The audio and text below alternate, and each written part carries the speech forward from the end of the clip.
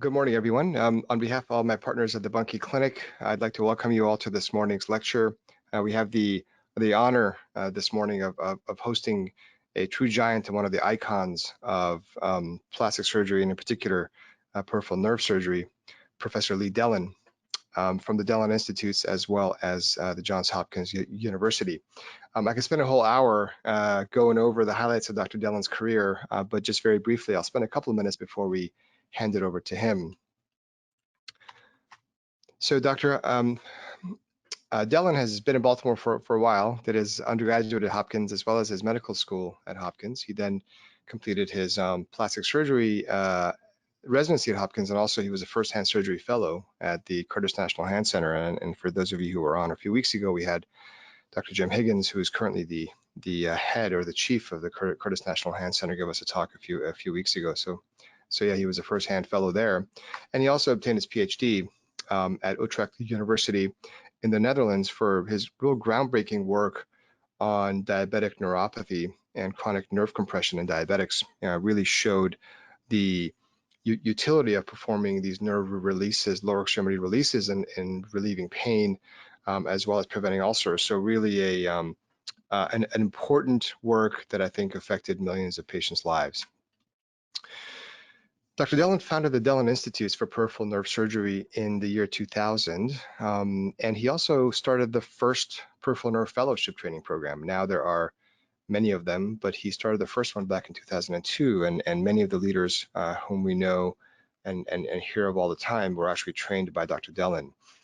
He's professor of plastic surgery and neurosurgery at Johns Hopkins, and he actually is the only person to have been able to achieve this while in private practice. So clearly, this is a rare feat to be in private practice and be full professor of both plastic surgery and neurosurgery. He's authored over five books at least. There may be more since I got this data, and I'll showcase one of them, which is on the topic of this morning's talk, and over 450 scientific papers. He's held editorial positions in the Annals of Plastic Surgery, the Journal of Hand Therapy, Journal of Hand Surgery, and the Journal of Reconstructive Microsurgery. I think one of the most important contributions of Dr. Dellon was that he was one of the founding members of ASPN, our key peripheral nerve society, and he was the second president of ASPN. He was also a founding member of the Association of Extremity Nerve Surgeons, and he did receive the AENS Lifetime Achievement Award in 2013. The topic of Dr. Dellon's talk today is on joint denervation, and he has a fantastic book, which I actually have right here, got it on Amazon. It's a phenomenal book, and I think for anyone who enjoys nerve surgery, likes nerve surgery, and sees patients who have joint pain, I think this is really a book that you should get. It's a phenomenally detailed book with surgical techniques and a lot of data and anatomic dissections. So with that, Dr. Dellon, thank you so much for being with us today. It's really an honor and a pleasure to have you. I guess you're in our time zone, so it's nice to have you closer, even though we are not able to be in person yet. Thank you very much. I wanted to start by saying that when the Buncke Clinic started, which I think was around 1970, I was just finishing medical school. So that tells you how far back everything goes. And many of you know Pat Maxwell. He was the year behind me at Johns Hopkins. He was the year behind me because he hoped to get into plastic surgery, but that spot had been taken by me when I was at NIH. So he had to find something to do for a year, and he actually took a year with Harry Buncke as a micro fellow. And so in my second year of plastic surgery, Pat came back and did the first free flap at Johns Hopkins. It was actually at our city hospital, and he was a dorsalis pedis flap, and in harvesting the flap, he actually divided the artery that fed the flap. So we first got to repair the dorsalis pedis artery and then used the free flap, which brought Dr. Buncke's techniques to Hopkins for the first time. That was about 1975, 76. And then starting around in the 1980s, when I had gotten to meet Dr. Buncke a few times at meetings, it became my great honor to take care of his patients. And he'd have patients from the East Coast and those that had had nerve repairs, he kindly sent to me for their follow-up and aftercare, which was really great. Then most recently, and I've shared this with Greg at the World Microsurgery meeting that was in Bologna just this past year, there was a whole session on peripheral nerves, and I was not involved in giving any of the talks.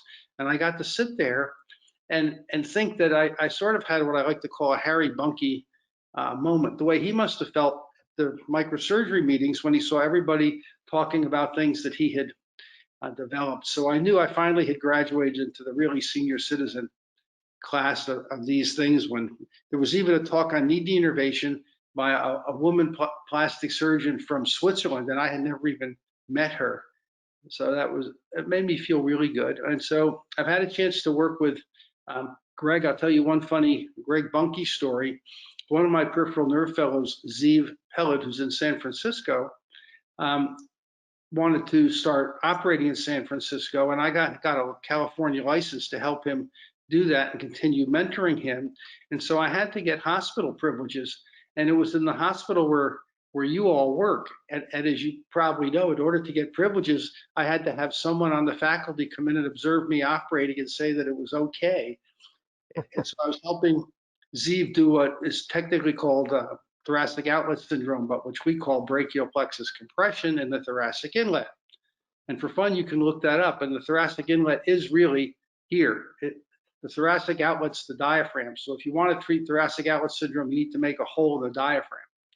So anyway, we make a 4-centimeter incision, and Greg came in the room to look and see what we were doing, and he saw the 5 roots and trunks and the 3 trunks of the brachial plexus, and he said, well, I've never seen so much brachial plexus through a small incision. I think I'm going to certify that it's safe for you to operate here, Dr. Dellon. And I thanked him very much. That was really a pretty funny thing. So I've had a chance to work with Rudy and with you recently in Dartmouth at the Red Tanford lectureship. I haven't had the privilege yet to work with Dr. Watt or Dr. Lynn. And maybe we should just start talking if you can get me through to the presenter screen again. Yep, you are now the presenter, so you should be able to share your slides with us. Okay. Are they on the screen? Yes, we can see your PowerPoint. Oh, you can. Okay. So my picture looks too big, so I'm going to sort of make me smaller. Yeah, you can. Yep. Now, let's see if this starts to talk. Did that start the talk? Yeah, perfect. We see it full screen now. Okay. So as you already know, this is a talk on joint denervation. One of the things that's most interesting about this is that if you look in any anatomy book, you will not see a single nerve to any joint in the human body, as if God forgot to put nerves in the human body. So what I did in 2007 is I wrote a book for patients, not really for doctors. And this is on my website, Dellon.com, and you can download this free, and you can click on chapter 3, which is a relatively simple version of what we're going to talk about today. And then as you were so kind enough to mention, and this may be a conflict of interest to mention that you can purchase a book that I bought, but there it is. And this has really exact techniques of how to do everything that you'll be seeing in this talk and much more. It has outcomes from people, not only from myself, but through the whole world, the evidence base that this surgery works, only some of which I'll show you today. I have worked on partial joint denervation, and this implies that the pain the patient has comes from an injured joint sensory nerve. This is really different than the orthopedic approach, which thinks everything from joint pain is due to cartilage, ligaments, and bone, and ignores the fact that a nerve might be there. We understand that that's what they do because these nerves aren't identified in any anatomy book, but I'll show you, you can see them, you can find them in loops, and you can remove them. This means that pain can be stopped and joint function can be preserved. So we can denervate a joint instead of resecting or replacing a joint.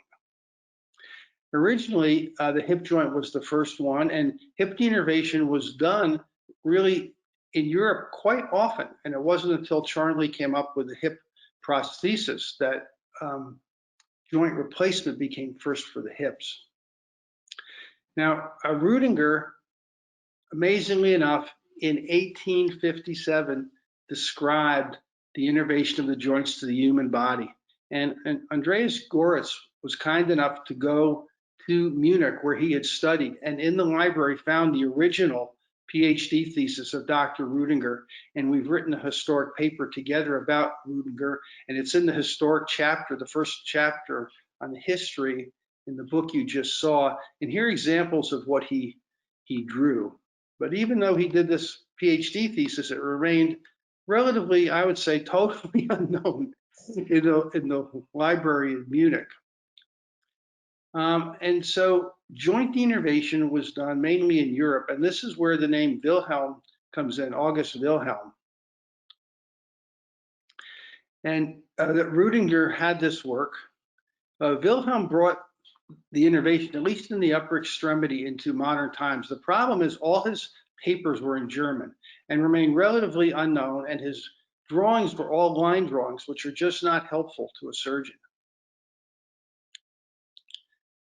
And so here you can see again his papers, and total wrist denervation was what was done, and essentially 10 separate branches were removed through multiple incisions, and it got to be quite a fuss. So I introduced partial wrist joint denervation. And early on in the approach taken in Germany, a cautery would just be run multiple times across the volar aspect of the wrist to denervate the volar aspect. But Dr. McKinnon and I identified the nerve to the volar wrist, and you can see dorsally, I first described this in 1978, the posterior osseous nerve, and the first paper on dorsal denervation came out in 1985. When Susan was our hand fellow in 1981 to 82, we identified the nerve to the volar aspect of the wrist joint and published the first paper on volar wrist denervation. And Greg Horner was a medical student then. He's now a hand surgeon right out near you in Napa Valley. And so Richard Berger at the Mayo Clinic, where they have so many and so much interest in wrist, came up with larger series of people. And these are from Richard, and this is actually a picture, as you can see, a transection. And the PIN is right here, and the AIN is right here. And it means that you can get both of these through a single incision. When I started, I made a dorsal incision and a volar incision. But you can see where these two nerves are right near the interosseous membrane. And so the approach that we take today, that was actually presented first at a peripheral nerve meeting in San Diego, is to make a dorsal incision, retract the tendons, identify the posterior interosseous nerve. The books all show it ending after it innervates the thumb extensor and abductor muscle. You can go through the interosseous membrane and find the anterior interosseous nerve in the substance of the pronator. And so through one incision, you can remove both of these. And this was the first presentation, of this microsurgery. So basically, we identify this through nerve blocks. As I mentioned, Dr. Berger came up with a larger series of patients, but in general, if people respond to a nerve block with relief of pain and improved wrist motion, we can get 85 to 90% of the people better by doing a partial wrist denervation. In the book that we showed you, it shows exactly where to put the needle for the nerve blocks. I want to just go back and emphasize this. Carpal instability is the contraindication. This is the reason there were most of the failures for total wrist denervation in Europe, is they operated on what was not really appreciated to be carpal instability. And if the joint's unstable, you have to reconstruct the joint. But if the joint's stable, then you can go ahead and proceed with the nerve blocks and nerve denervations. So here's a young woman. She's had 4 wrist operations at a very famous hospital in Boston, and her wrist was as strong as it could be, but she wouldn't bend it due to pain. And here's the injection for the posterior interosseous nerve. And then you can show improved range of motion immediately after the nerve block. And how long are you since surgery? 40. Can you wiggle your wrist now? Okay. Does it hurt? And so it's just, the point is that this works right away. So if we go back and look at the early results from the, and this came out the year that I was a hand fellow. but actually just 16% of their patients had every nerve removed. And 20% got complete relief regardless of what they did, which is why I felt that partial denervation would be really good. So let me talk to you about the triangular fibrocartilage. Now, listen to this and see what you think.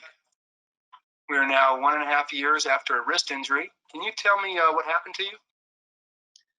So that was my partner, Dr. Eric Williams, and I want you to listen to what she says her symptoms are, because you'll hear that it's not just the wrist joint. We are now 1.5 years after a wrist injury. Can you tell me what happened to you briefly? I fell in the grocery store and landed on my wrist. Okay. And what kind of pain have you had now after several operations? Tingling all throughout here, my wrist, and just general soreness. And when you touch it, does it hurt the most? Touch right here, it shoots down my fingers. And how much discomfort is this causing you?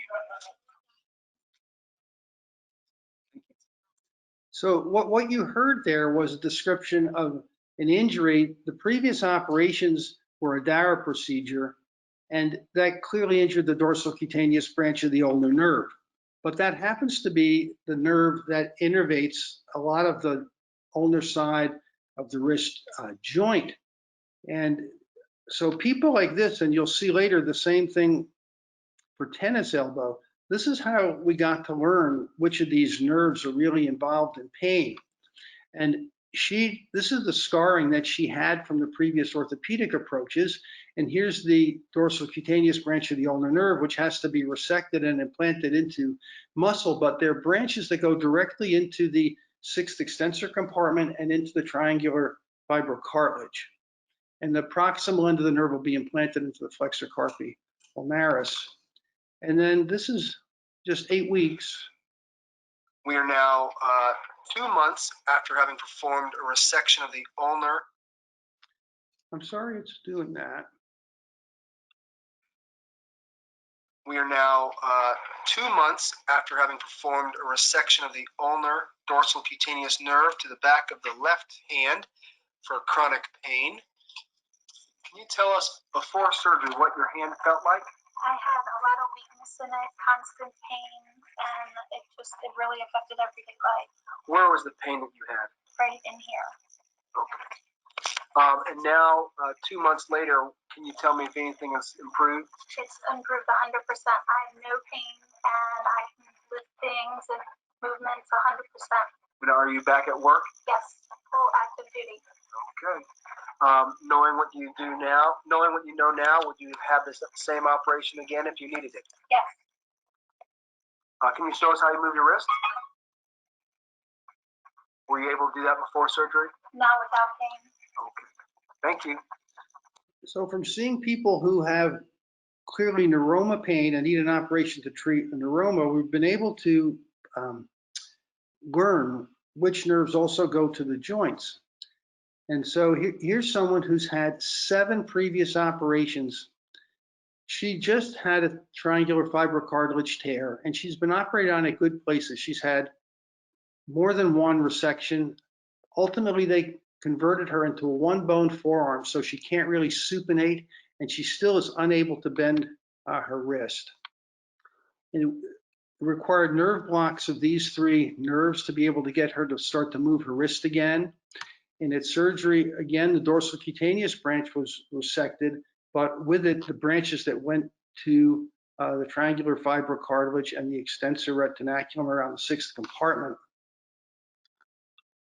Okay, just bend your wrist down, bend it back up and down. Does it hurt anymore? No. Okay, that's great. So after 7 enormous orthopedic procedures and creating a 1-bone forearm, she probably would have, right at the beginning, with a triangular fibrocartilage tear. And we have some ongoing prospective studies to learn what order the nerves to the ulnar side of the wrist should be removed. But hopefully, ulnar-sided wrist pain can be fixed by working on nerves. The American Society for Surgery of the Hand, I think 3 years ago, published an entire monograph on ulnar-sided wrist pain. It has one line on the ulnar nerve which says, "Don't hurt the ulnar nerve." So here again, as a guitar player, not you'll hear it a bit, nothing of the kind that Greg Buncke would consider a guitar player, but he's had previous ulnar-sided wrist operations. He won't use his hand because his wrist hurts him. So here are little branches which you don't often see coming from the ulnar sensory, the volar ulnar, little branches, and then dorsal branches. And I know this is probably killing Greg to hear that, so we won't listen to too much of it, but it shows he got back to playing his guitar with his left hand again. The radial side, or the CMC joint, I published my first 3 cases where I just made a small volar incision. And this is a problem that's going to affect a lot of us. About a quarter of the people over 60 have some form of this. And you all know there's this kind of conservative stuff and all this various kinds of surgery. I mentioned Richard Berger from the Mayo Clinic, and he started with patients that had had multiple failed operations, and then he finally tried a denervation and it worked. And he has a Homer Simpson slide with the light bulb over his head with Homer going, duh. And Richard said, hey, maybe we should treat CMC joint pain by denervation first and save these other more destructive procedures for later. And so the first one that I did, which was quite a long time ago, was a musician. And you can see her severe problem. But when you examine the hand the way we're taught to, and you grasp the thumb metacarpal and you move it up and down, you expect the people to have pain referred dorsally. And she kept having pain. I said, where's your pain? She said, it's right over the front of my thumb. And she had volar osteophytes. And she's a piano player. She also has a PhD from Juilliard, besides being a podiatrist. And she went to New York, and they offered to fuse this for her. And she saw 2 different hand surgeons who offered to fuse this. They never even examined her. They just looked at the x-rays. And she said, well, I'm not going to be able to play the violin or the piano, and I'm not going to be able to operate. And she came and took our workshop for what Bob showed you was our courses to teach podiatrists how to work on diabetic feet. And so I made my first attempt to denervate a CMC joint through this incision. I took out the osteophyte, but I think you saw the little tiny, I better stop going back and forth because it doesn't like that. Here I found a little tiny branch. At that time, I didn't know whether it was from the palmar cutaneous, but now we know the palmar cutaneous branch of the median nerve and the LABC go there. And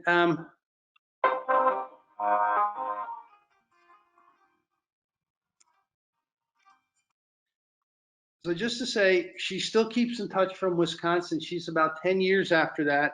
She still works as a podiatrist and still plays the piano and is teaching violin to her youngest granddaughter, who's homeschooled with her. But we did another study now, and this study had 2 parts.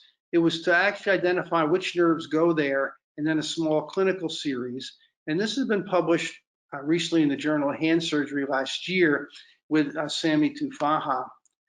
And the LABC, on top of the radial artery, gives branches that go to that volar aspect of the CMC joint. And the radial sensory nerve, of course, dorsally is going to go to the back of the CMC joint. And the palmar cutaneous branch actually in 70% of people goes to the volar aspect of the CMC joint. And here's the median nerve, and here are these little branches coming off to the CMC joint. And we identified these also histologically to know that they weren't just creations that you can make during cadaver dissections, as all of you know. So that was what differentiated this small cadaver series, is we actually did histology to prove that these little twigs were actually nerves. And so the approach that's made now, and we have a prospective study going between, as you mentioned, the Curtis Hand Center, where 2 of the surgeons will only do replacements, and with Sami and Scott Lachey at Hopkins, who are using this Wagner incision now, and compare the 2 different groups. But through this Wagner incision, you can subcutaneously sweep these little tiny branches from the radial sensory. Coming down towards the snuff box, you can disconnect the little branches from the LABC right over the radial artery. And then coming more volarly, lifting up the thenar muscles, you can get rid of the palmar cutaneous branch. None of these teeny little branches, they're usually less than a millimeter, need to be implanted into nerves. And so in this small series, again identified by preoperative nerve blocks, we have 85% of the patients doing well so far, improvement in grip and pinch strength. A couple of the patients had a patchy area of numbness that resolved over time, and one did develop radiosensory neuroma. But this is the approach we're using now for CMC joint pain. The elbow, we're going to talk about both the medial and lateral side. And these are going to be, I think you'll realize, relatively simple operations. And I know at the Buncke Clinic, you're seeing these huge kinds of massive trauma and free flap reconstructions, which are a small percentage of the population. But especially in California, you could think how many people play tennis elbow. And we think we know what this is according to what we've been taught. It's pain, of course, from granulations where they're torn tendons. But tendons don't have any nerves. And for me, the problem is the innervation of the periosteum over the lateral humeral epicondyle. And this whole group of operations that are very destructive that the orthopedic surgeons do really are a form of denervation, in my view. I mean, including a lateral epicondylectomy. How better could you denervate the lateral epicondyle? And so we have, of course, the non-operative approaches. But then if you look at these operations, and especially this, you're really cutting every nerve that could possibly go there. So why not just try to figure out where the nerve comes from to the joint? And this is one of my pet peeves. All of you have seen these things. If the people wear this splint long enough, they get compression of the radial nerve in the radial tunnel, and they can get radial sensory nerve compression. The splint, of course, is supposed to take the force of the tendons that are extending the wrist to transfer the force from the epicondyle to the splint. But in the process, they also compress the nerves, which is why there's a lot of confusion, and some people think that tennis elbow pain is really radial tunnel pain. And in fact, Wilhelm found branches from the radial nerve through the brachioradialis into this region. So this again is how I came to find this nerve. And if you listen to her, you'll realize that even though she's sent to me as a recurrent tennis elbow pain person, come on, movie. Well, that's sad. Okay, what she had this is a left arm. She had the problem on her other arm, and it would have been her right arm. She had a big incision here, and along that incision, she had tennis elbow release.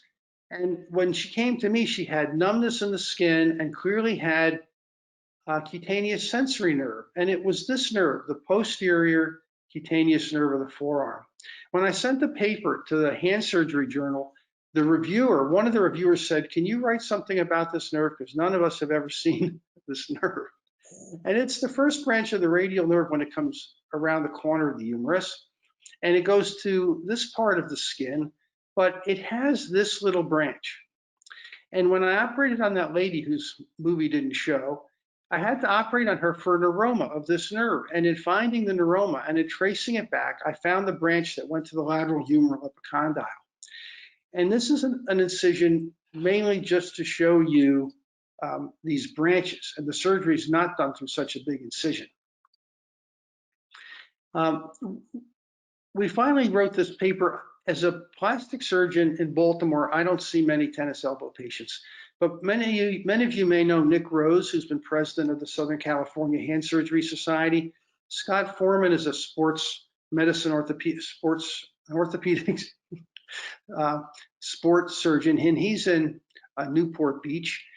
And another one of my fellows, Dave Rosenberg, wanted to be operating there. And as I mentioned, I had a license in Southern California, And we went down there to this hospital, and I met these guys, and I wanted them to know that they could refer patients to my fellow, but they asked me to come and see patients with them.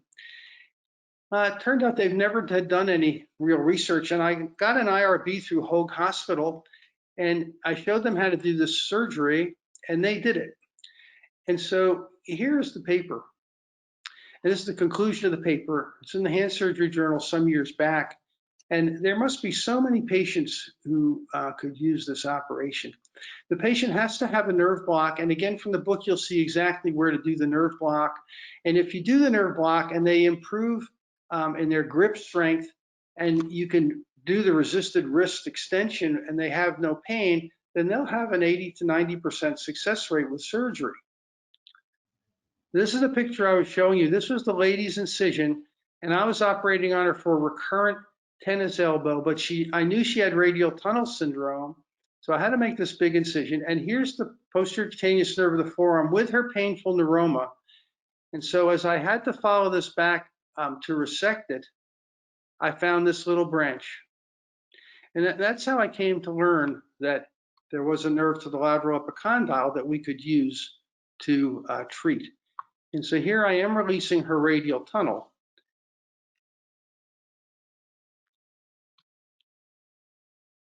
How long has it been since your operation?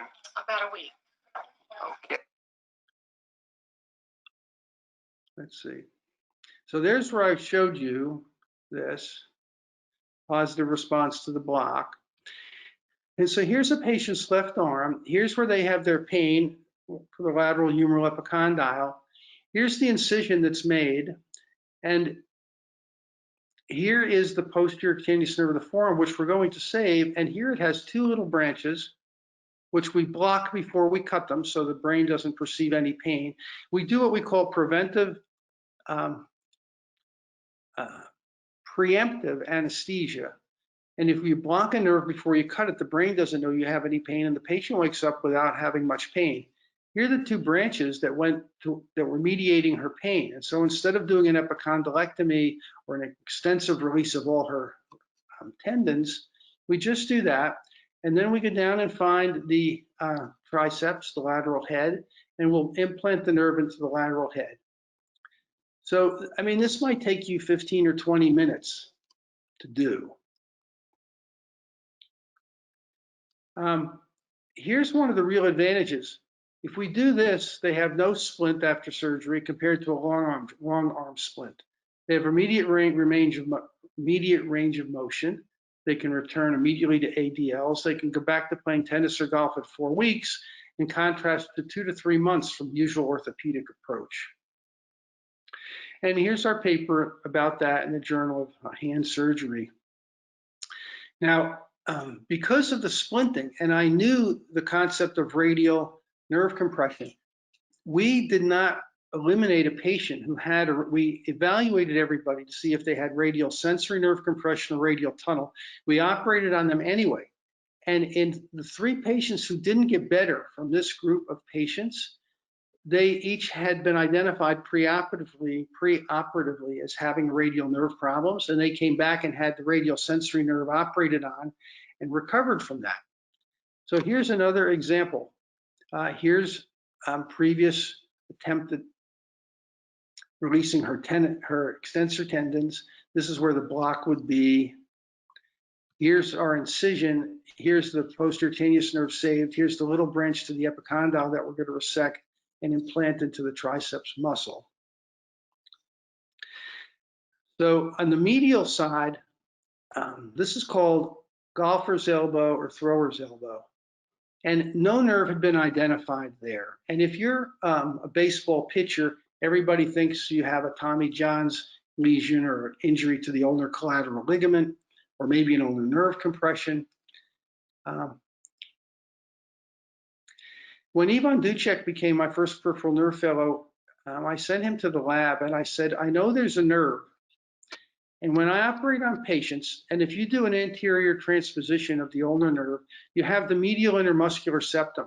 And we remove the medial intermuscular septum. And with loops, I would see a nerve in the medial intermuscular septum, which drove me crazy because there's of course not supposed to be any nerve there, and my patients never had a nerve defect. So I sent 20 of the medial intermuscular septums to the pathologist in a row, and 15 had a nerve with H&E stain, and the remaining 5 had it with an S100 stain. So I knew there was going to be a nerve to the medial epicondyle. We didn't know where it came from. Ivan's job was to go to the cadaver lab and find this nerve. There's the ulnar nerve, and there's the nerve in the medial humeral epicondyle.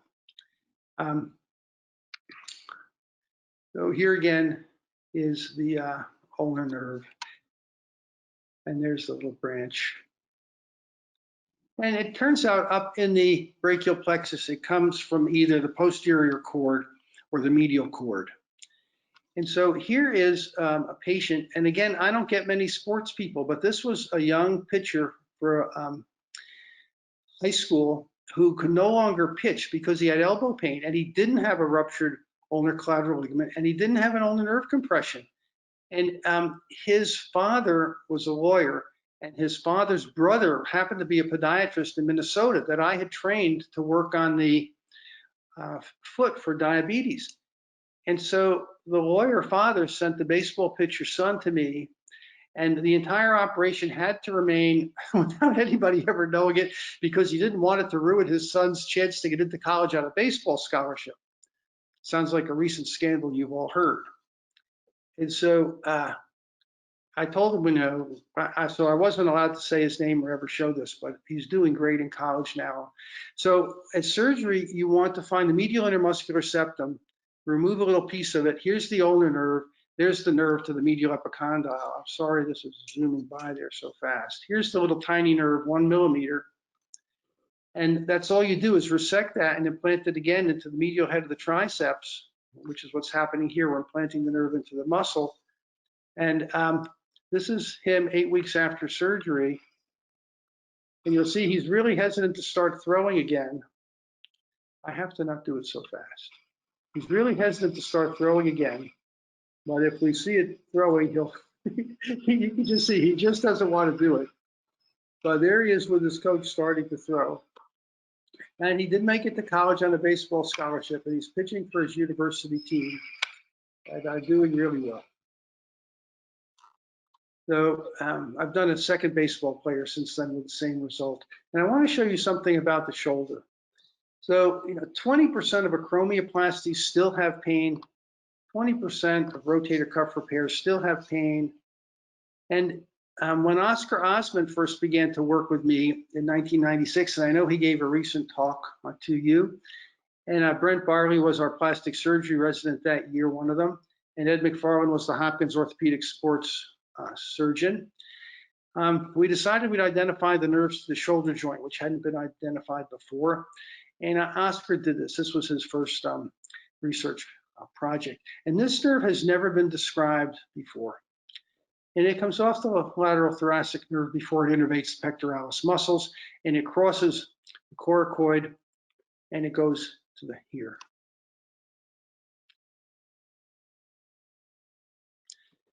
And so watch the wall. And this is the most he could do this. This is after he's already had shoulder surgery. You can't do this on an unstable shoulder or you'll get rid of their pain and then their arm will collapse when it's over their head. So you have to obtain structural integrity, which we rely on the orthopedic surgeon to do. But then if they still have pain, we're going to do a nerve block. And the way to do this block is to press down on the coracoid. And under the coracoid is going to be the brachial plexus. So you have to put your needle in directly down and onto the coracoid and not deep to it or on either side of it. And so there's the block. And this is after the block. And the orthopedic surgeons are totally dumbfounded because, they, whatever. But this is how you prove it's a nerve. And if you do this to someone and they can move their arm, it means there's no adhesive capsulitis and they don't need a capsulectomy first, and you can proceed with denervating their joint. And so here, for example, is someone who's previously had a rotator cuff surgery. We make our incision down here over the coracoid. You spread the pectoralis, and just below it is, often with a small vessel, this little nerve. And we just resect this nerve, block it first, and then resect it, and it stays hidden under the pectoralis muscle. Now let's see if we get this to play. How many operations have you had on your? Okay, we're going to go back. How many operations have you had on your rotator cuff? 3 on the right shoulder. How long has your shoulder been bothering you? 5.5 years. These are where your incisions are. Are you able to lift your arm up over your head yet? No. How far can it go? That's it, right there. Where does it hurt? Right on the joint. Okay, put it back down. So what you should notice, this is anterior shoulder pain. Posterior shoulder pain comes from branches of the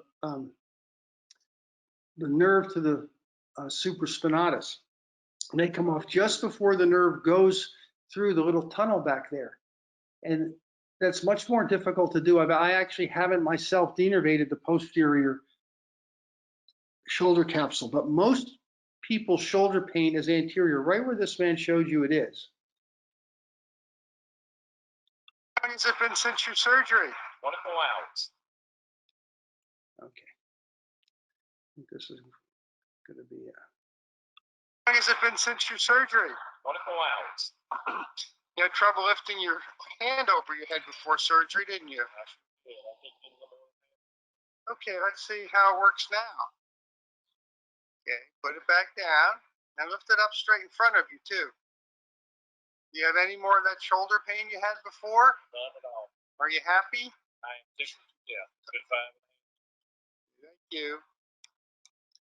So there's an operation that might take you 30, 35 minutes to do after 3 failed shoulder surgeries. And this is another example of people like ourselves working on lower extremity nerves. In the beginning, I couldn't get plastic surgeons or even hand surgeons interested in working on nerves in the lower extremity. And the reason I bring that up here, this man was referred to me by his wife. She had diabetes, and I did the nerve decompressions in her foot, which gave her feeling back in her foot. And she referred her husband to me after his failed shoulder surgeries. And somewhere around 1992 at a hand society meeting, I predicted, it was a panel on the future of hand surgery. I said, in the future, hand surgeons will be operating on nerves in the feet. And hand surgeons are the best trained to work on nerves. And so I don't get many shoulder patients, but in 2004, I reported a small series of these patients and their various injuries and the time they'd had their pain. And when there's their improved range of motion for their shoulder after surgery and improvement in their pain level. And again, if the nerve block works, you can predict, you have a positive result from a nerve block has a positive predictive value of at least 90%. Then I show you this because I get criticized for showing early post-operative results. Here's his early post-operative result with his left hand. And he went back to work. And because his original injury was a workers' compensation case, he had to keep coming back to me to get his papers certified. You injured your shoulder at work, is that right? Yes, And that was maybe 7 or 8 years ago. yes, Did you have operations on your rotator cuff? yes. And after the orthopedic surgery, could you lift your arm up? No, But you still had pain? yes. Where did your shoulder hurt? Show us with your hand. Right around here. there. And it's about 5 or 6 years since I operated on your shoulder. About 7. And I took out the painful nerve, right? Let's see, can you lift your arm up over your head now? Yes. That's great. Put it back down. Let's see, lift it up again. Put it back down. Are you going to start work as a longshoreman? Yes. Are you happy? Yes. So I want to switch to the lower extremities as we get to the end of this talk. And this is the same concept. You know, orthopedic surgeons think that knee pain comes from the ligaments, the cartilage, the bone itself, or hardware. In fact, as Lee Osterman, who laughingly calls himself the other A. Lee, the commonest CPT code used by orthopedic surgeons is hardware removal. So this person who's had probably a high tibial osteotomy, who's going to have pain in the proximal tibiofibular joint, needs to have the proximal tibiofibular joint denervated, which are small branches from the common peroneal nerve that have nothing to do with the hardware. And so I began to think about how we could find the nerves to the knee joint. So Greg Horner, who I mentioned before, he came to work to do research with me in the summer before he finished Hopkins Medical School. And I told him we'd find the nerves to the knee joint, and he was not interested in pain at all. He said, how do you know it's going to be a nerve? I said, well, when you pull on it, the joint doesn't move. It comes from somewhere, it goes from somewhere, and joints don't move. And so, Greg and 45 cadavers identified this. We published it in Clinical Orthopedics and Related Research. And this is from our original paper. So as you can tell, this is the lateral side. Here's the common perineal nerve. This was known that there were these little, we identified these little branches. And now through the work that Robert Spinner's done at the Mayo Clinic, we know that intraneural ganglions come from the joint, follow these articular branches, and wind up in the common perineal nerve. So that if you have an intraneural ganglion, you don't have to damage the inside of the nerve. You just open it and drain it and divide these articular branches. And then you won't get this recurring. You can strip this out, but if the articular branch remains and the ganglion recurs, it still follows its way into the nerve. And this is for most joints. We've shown it in the tarsal tunnel, and we've recently reported a case with it in the ulnar nerve. So this is not the true knee joint. And we have people sent to us that have had a total knee arthroplasty, and their pain is here, where they've had a high tibial osteotomy or transfer of where this insertion is over to here, or a fracture of their fibular head. And their pain is really the proximal tibiofibular joint, where you expose the common perineal nerve, carefully microdissect the deep perineal branch from this, do an intraoperative nerve stimulation, nothing twitches. If you do this and it twitches, you don't cut it. And then you remove this. And there's also a branch just proximal to the fibular head. But the actual knee joint itself, the lateral side, is innervated by this nerve. Instead of calling it the nerve of Greg Buncke, I called it the lateral retinacular nerve because it's under the lateral retinaculum. I probably should have called it the lateral genicular nerve because it's next to the lateral geniculate artery. And it happens to come from the sciatic nerve. It comes from behind the knee. So you have to open the lateral retinaculum, retract it, find the lateral geniculate artery, and right next to it is this little tiny nerve, which I'll show you. So that's the nerve to the knee joint here. There's the anterior part, and patellar pain can come from this branch, which is under the rectus femoris. Usually in the long incision that's used for total knee, they can injure an anterior femoral cutaneous nerve. Medially, just as you saw in the wrist, where the nerve from the femoral nerve to the vastus medialis is shown ending in the muscle, but it doesn't. Just like the anterior interosseous nerve, after innervating the pronator, comes distal to innervate the volar wrist capsule, this comes out from the muscle and innervates the medial aspect of the knee joint. Now, everybody knows this nerve, the infrapatellar branch. If this skin is hypersensitive and numb laterally, you know this nerve's involved. But this is the patella, the patellar skin. If that nerve is hypersensitive, it's this nerve. And it's not an anterior femoral coming down. It happens to be a nerve that we call the medial cutaneous nerve of the thigh. And it comes this way. So you'll find that in the same incision, it actually overlies this nerve in 3 dimensions. So here's an example, and we'll start, and these are people, older people who've had their knee replaced, obviously. But the same thing applies to young adults who've had an ACL reconstruction and still have pain. So you want to identify cutaneous pain, because that's a different group of nerves than the nerves to the knee joint. And there would be the medial cutaneous nerve and the infrapatellar branch of the saphenous nerve. And if the incision itself hurts, it's the anterior femoral. Then the joint itself, they'll have pain. You'll have them try to extend their knee.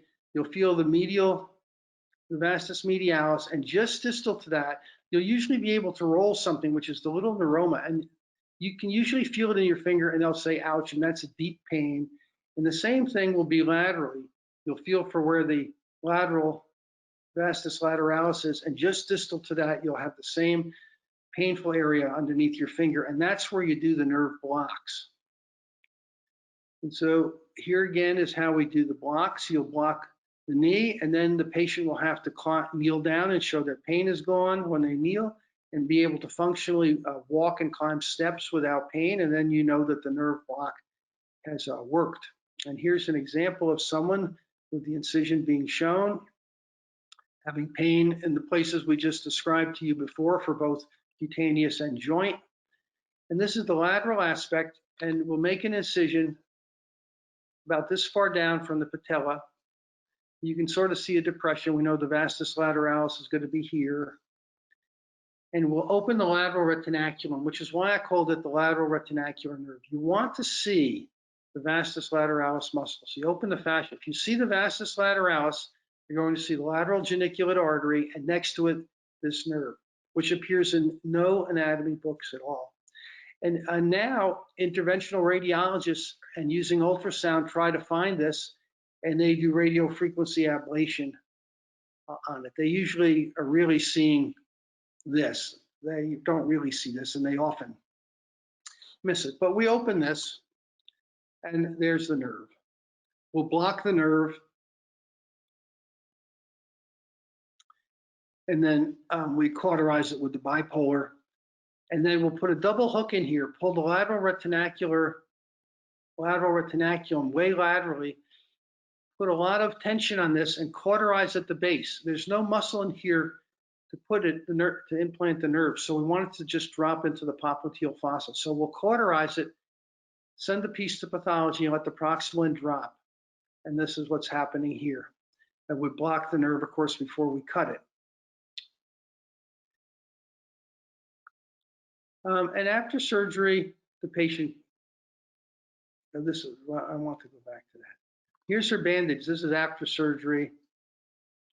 And you can, again, look in the book that you were shown to see how to approach every single one of these nerves. And I stopped counting after more than 300 patients. And many of them need more than one nerve removed. And Dave Hungerford, a Hopkins professor, coined the term RSD of the knee. It doesn't exist. It's just multiple nerves and multiple cutaneous nerves involved. And he would get a bone scan with a total knee implant, and the bone scan would be positive, and he'd say they'd have RSD. But you can just block these nerves and get people better. So, and I've left out the part about younger people because we just had so many joints to cover. And this is a joke, I'm just warning you ahead of time. So if you do a nerve block and remove the nerves, then 90% of patients will get a great pair of knees. If you do them bilaterally. I can hear you all groaning. Okay. And finally, we'll end with the ankle joint. And as a plastic surgeon, I had no idea that there was a sinus in the foot. You know, for me, sinuses are pieces of bone filled with air. And so I never had heard of the sinus tarsi. This is another example of my learning from the podiatrist I was training to do work on diabetic feet. But on an x-ray, there's this lucent area right here. And it's not a true joint. It's a confluence of several joints. And the innervation of it was totally unknown.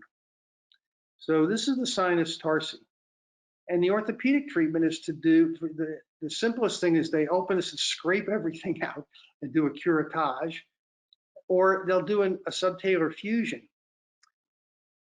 And so in our anatomy dissections, the deep perineal nerve, before it innervates the extensor brevis muscles, gives off a branch. And some branches come from the muscles. And that's where the joint gets innervated. This is the one we all know, branches to the deep perineal, to this first dorsal web space. But up above here, proximal to the ankle joint. So when you do your nerve block, you want to be proximal to the ankle joint, and you'll have the person extend their toe, and you know this nerve is going to be between the long toe extensor and the extensor digitorum communis. And if you inject just lateral to the long toe extensor down between the bones, wait a few minutes, the skin will go numb and you got the nerve. And then you have the patient get up and walk and see that their pain is gone. Well, 100% of people have it injured, have it there. However, the sural nerve in about a third of the patients sends branches down. And so if they walk and they still have pain, you then have to come back and block the sural nerve. So some of the people may need their sural nerve done. And so here's where the injection is done, proximal to the ankle for the deep perineal nerve, and then the sural nerve in this location. And early on, I tried to preserve the motor branch to the extensor brevis. But many of these people have been injured in an inversion sprain. And if you examine them, they usually have a wasted extensor brevis and numbness here already. And it isn't worth trying to do this. And I wasn't really successful in sparing the motor branch. So the approach we take is to come way up here. We have to leave the proximal end of the nerve proximal to the ankle or it will get pulled during walking. And as most of you free flap people, you're used to coming in anteriorly and finding the vascular bundle. But many of these people also have a superficial perineal nerve compression from the stretch traction injury. And if I go in here, I can do a neurolysis of the superficial perineal nerve and get the deep perineal nerve. And I don't know where that picture is, but if you, the technique I use is I just go across and hit the tibia and lift up with the retractor and the vascular pedicle drops out from underneath and you take the deep perineal nerve and stick it into the overlying extensor muscle. And so we published this in the Foot and Ankle Journal for Podiatry 1. And again, if you compare curettage to subtalar fusion to denervation, there's an enormous benefit by just denervating them in terms of walking immediately, relief of pain immediately, and cost of the surgery. So here's an example of someone who's had orthopedic procedures but still has a painful, let's see, is this going to work? Well, it didn't work. This is a 15-year-old person, and it's the last slide. Hopefully we'll get that going. And he was given a bunch of drugs to help his ankle pain, dropped out of high school, became addicted to narcotics. And then we did the surgery on him. And as a happy ending to this talk, despite the slide problems, he graduated high school free of drugs, became a stud on the beach in Southern California, and got his girlfriend to take to the prom. And so thank you, and thank you for putting up with all the AB stuff. We still ended pretty close to 1 hour. So I'm done. Lee, thank you so much. Really amazing talk and really important work. I think all the clinical challenges that you've tackled in your career have been things that I think have been very important topics because they affect many people.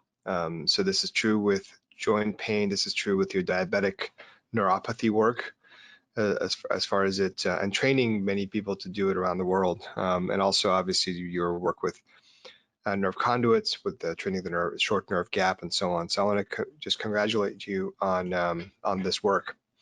I have a quick question, and then I'm going to call on Dr. Greg Buncke to make a comment as well.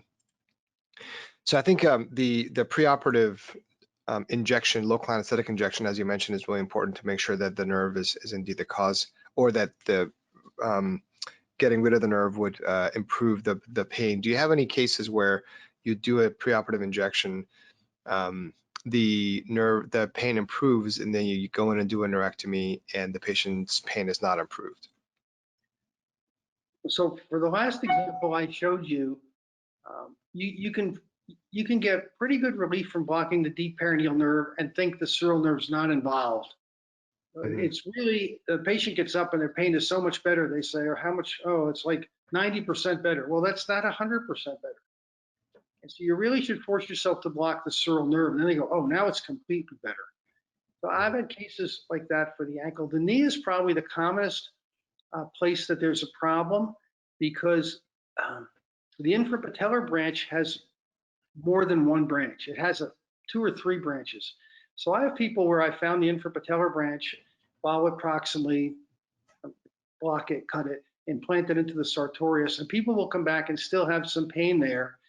And now it's down, it used to be almost 1 in 10 patients until I got better at doing this. Now it's maybe 1 in 25 patients, maybe 4 or 5%. I have to go back, and it's usually a missed branch of the infrapatellar branch of the saphenous nerve. The nice thing is the younger athletes, where they keep hurting after they've had their ACL repaired, or they just had arthroscopy and they're told to rehab, and they still hurt. And you can block them and they'll go out and walk and do knee bends it's pretty funny because they'll actually squat down. And one of them said, "Hey, before you blocked me, I couldn't do squat, and now I can squat." So it's sort of, but there are multiple nerves to the knee joint, but most of them, it's the medial and the lateral retinacular nerve and the infrapatellar branch. That's maybe 90% of the people. If they come back with knee pain, you can look for another nerve and block that. I've had patients who've had 2 and 1 from Stanford, sorry to say, that have had 3 total knee replacements and have just needed the nerves disconnected. In the wrist, the ulnar-sided wrist pain, this is one of my pet peeves. I mean, it's a tear in a cartilage. A tear, that's a hole. How can a hole be the source of pain? A hole is emptiness, right? A hole is the donut hole. There's nothing there. But the nerves that innervate it can be damaged when the tear occurred.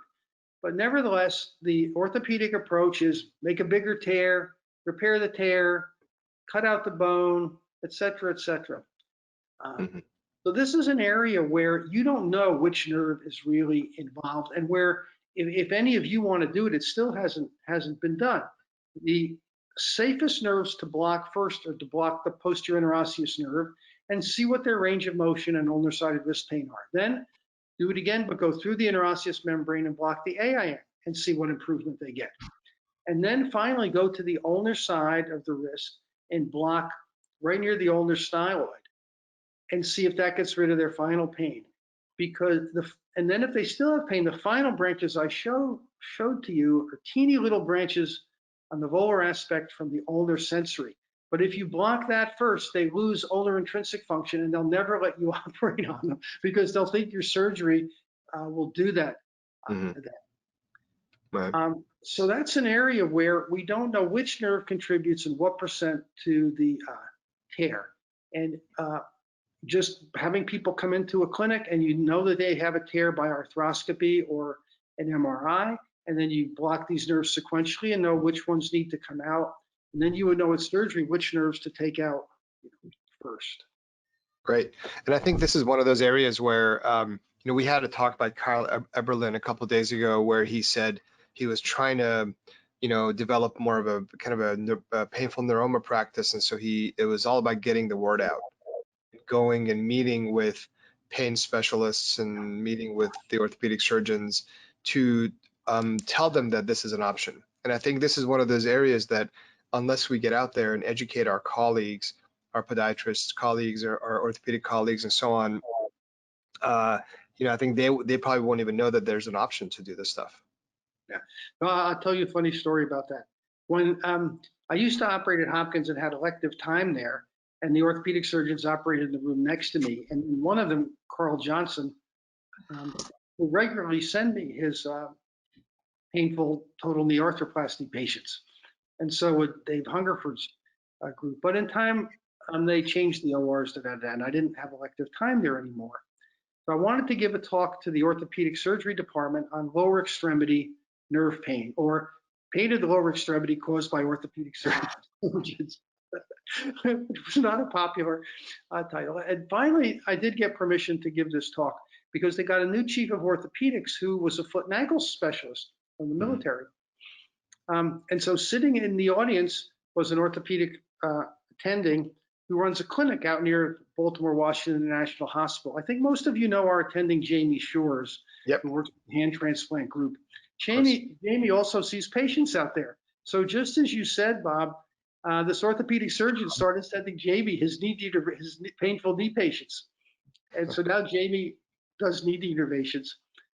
And it is a matter of getting the word out. And for me, a problem has been, I don't want to look like I'm advertising. As you know, I'm old. When I was training, surgeons did not market. They did not advertise. It was considered unethical. You got patients because you took care of somebody and they sent you their friends. But today, with social media, it's important to get the word out however you can, that we can help people with these pain. Yeah. Greg, I know you're on. Do you have a comment or question? Sure. Lee, thank you so much. That was really fun. And I must say that I've I've had great results with the denervation of the wrist, and I'm a true believer in all of this. And you've always been a great inspiration. And thank you for naming a nerve after me. Thank you very much. So I just wanted to ask you. There's always concern about denervating a joint and becoming a Charcot joint, and especially around the knee. I mean, I'd love to do more work around the knee. I just wonder if especially in young people, whether long-term denervation has some impact on cartilage breaking down quicker and basically creating a Charcot sort of situation. Okay, and I want to say two things. First of all, maybe you misheard me. I didn't say that Greg Buncke had a nerve named after him. I said Greg Buncke has a lot of nerve. Thank you. I do. The question you asked is actually the commonest question I get asked after every one of these presentations.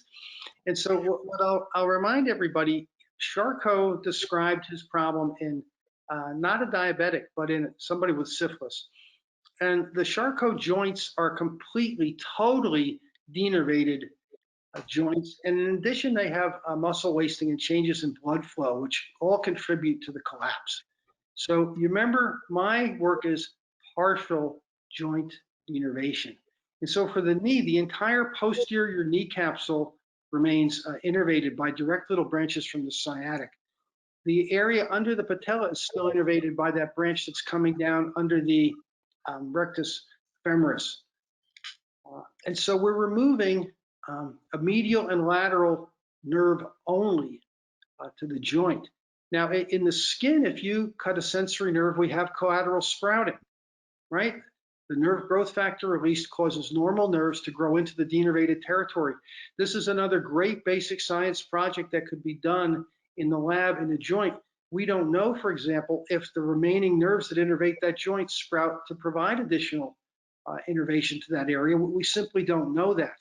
But they will not get a Charcot knee joint because the muscles are still intact, the ligaments are intact, and the partial part of the joint still remains intact.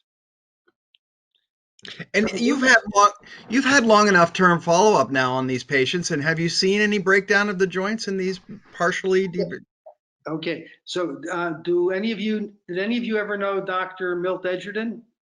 Very Yes. properly, Milt Edgerton. So Dr. Edgerton was chief of plastic surgery when I was a medical student.